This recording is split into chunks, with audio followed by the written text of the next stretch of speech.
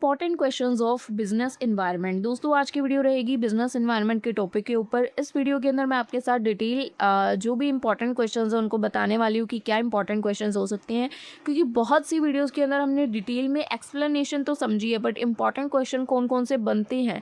तो हो सकता है क्वेश्चन थोड़े ज़्यादा हों, पर आपको जो भी क्वेश्चन लगे कि बहुत ज़्यादा इंपॉर्टेंट है ना, आपको उसको पिक करना है। आपके पास सभी के पास लास्ट 3 ईयर्स के क्वेश्चन पेपर मैं एक्सपेक्ट करती हूँ कि होते हैं, ठीक है। तो सबसे पहले क्वेश्चन टॉपिक जो बनता है कि बिजनेस एनवायरनमेंट एक डायनामिक, ठीक है, आपको इस स्टेटमेंट को एलैबोरेट करना है, फोर्सेस को देखना है, या बिजनेस एनवायरनमेंट क्या है, उसकी क्या एलिमेंट्स हैं, इस तरह क्वेश्चन कर सकती हूँ, या सोशल, कल्चर, टेक्निकल या पॉलिटिकल एनवायरनमेंट। इनमें से एक ना एक क्वेश्चन आपको पेपर में दिखेंगे, क्योंकि क्वेश्चन को बोल्ड करके डालना पेपर में, आपको पता है कि हमारी यूनिवर्सिटी की खासियत है कि क्वेश्चन को बोल्ड करके वो लोग डालते हैं, ठीक है जी। तो आपको ये कंफ्यूज नहीं होना है, कोई भी क्वेश्चन आए आंसर सेम रहेगा।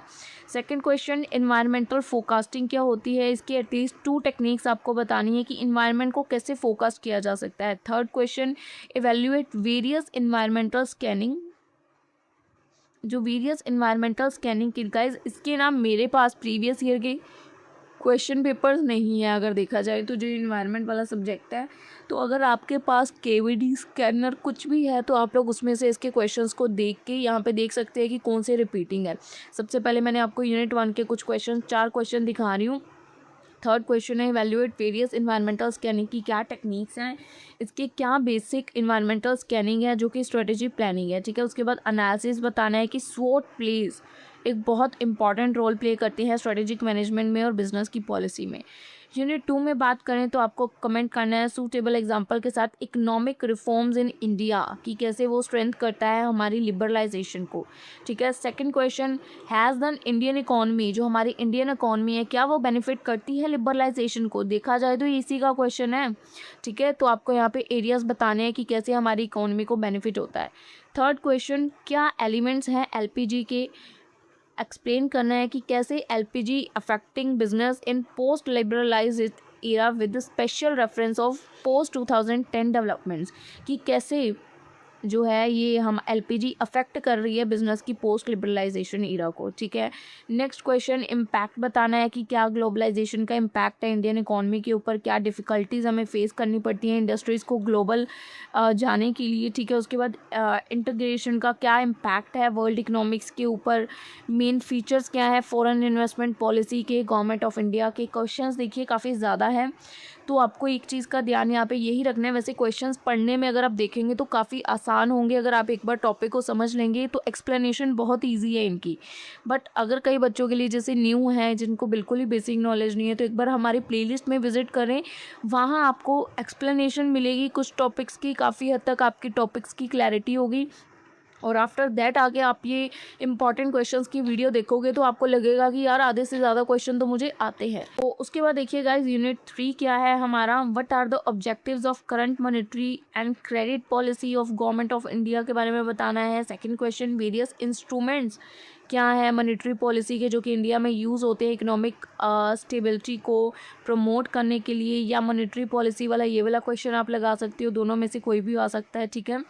मॉनेटरी पॉलिसी से रिलेटेड ही है कि क्या अडॉप्शन है आरबीआई की, ठीक है, क्रिटिकली एग्जाम एनालाइज करना है।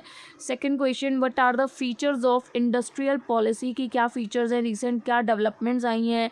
Next question, what do you understand by term public expenditure, क्या होते हैं, उसकी क्या मेरिट्स या क्या डीमेरिट्स हैं, या फिस्कल पॉलिसी क्या होती है गवर्नमेंट की। ये जिनको बेसिक इकोनॉमिक या एनवायरनमेंट आती है ना, बिजनेस एनवायरनमेंट, उनको इसके बारे में काफ़ी नॉलेज है कि फिस्कल पॉलिसी क्या है, ठीक है। ये मतलब जो हम बेसिक चीज़ें इकोनॉमिक्स की होती है ना, वो पूछी गई हैं इसके अंदर। What do you mean by integration of world economics, क्या होते हैं, इसकी क्या इम्प्लीकेशंस हैं इंटीग्रेशन की। और यूनिट 4 के अगर क्वेश्चन देखेंगे, feature and components of Indian financial system, क्या ऑब्जेक्टिव है, क्या फीचर्स हैं मनी मार्केट के, कैपिटल मार्केट के, या Indian financial system can operate effectively and efficiently with the help of well integrated money and capital, state and explain functions क्या है stock exchange के, working of SEBI as protector क्या होता है, objectives क्या हैं या राइट्स क्या है कंज्यूमर अंडर कंज्यूमर प्रोटेक्शन, ठीक है। आपको अपने शब्दों में लिखना है कि consumer protection in any societies की क्या ज़रूरत है, क्यों ज़रूरत है, स्पेशली सोसाइटी जो कि हमारी हैं जहाँ पे कस्टमर इग्नोरेंट है, उसको इन्फॉर्म नहीं किया जाता कि क्या उसके राइट्स हैं, क्या उसको मतलब चीज़ें हैं जो उसको परफॉर्म करनी चाहिए, उन चीज़ों के बारे में उसको अवेयर करना।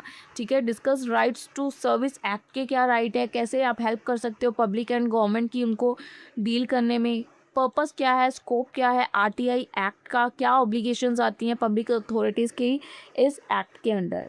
तो दोस्तों ये ना क्वेश्चंस बहुत ज़्यादा हैं, यानी कि जितने मैंने क्वेश्चन दिखाए टोटल आपके 24 क्वेश्चंस बनते हैं चारों यूनिट्स के, विच इज़ बहुत ज़्यादा। अगर आप बोले ना कि थोड़े, जैसे मैं आपको मोस्टली टोटल एक सब्जेक्ट के 7 to 8 क्वेश्चंस करने को बोलती हूँ, कहाँ 7 to 8 से कहाँ 24 क्वेश्चंस पे जंप करें हैं इस सब्जेक्ट के अंदर, जिसकी वजह क्या है, मेरे पास प्रीवियस ईयर के क्वेश्चन पेपर नहीं है।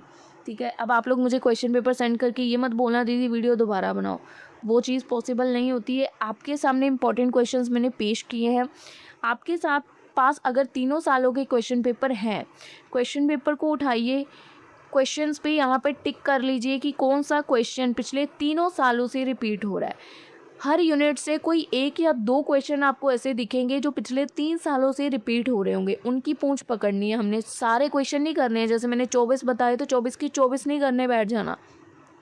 हर यूनिट में से 1 या 2 क्वेश्चन ऐसे होंगे, एक तो होगा ही होगा जो पिछले 3 सालों से रिपीट हो रहा है, उस क्वेश्चन की पूंछ हमने पकड़नी है और उसके सहारे ही चलना है अगर स्मार्ट स्टडी करनी है। अगर डिटेलिंग में समझना है तो आप ये 24 के 24 क्वेश्चंस को भी कर सकते हैं। बाकी जितनी भी प्रॉब्लम्स आपको या डाउट्स आएंगे वो आपको कमेंट सेक्शन में बताने हैं, और बाकी जो हमारी प्लेलिस्ट के अंदर एक डिटेल्ड वीडियो भी होगी इस सब्जेक्ट के ऊपर, तो आप लोग उसको भी एक बार गो थ्रू कर सकते हैं ताकि आपके जो भी डाउट्स हैं थोड़े बहुत क्लियर हो सकें। चलिए मिलेंगे हम लोग आपसे अपनी अगली वीडियो में, तब तक के लिए स्टे ट्यून्ड, गुड बाय।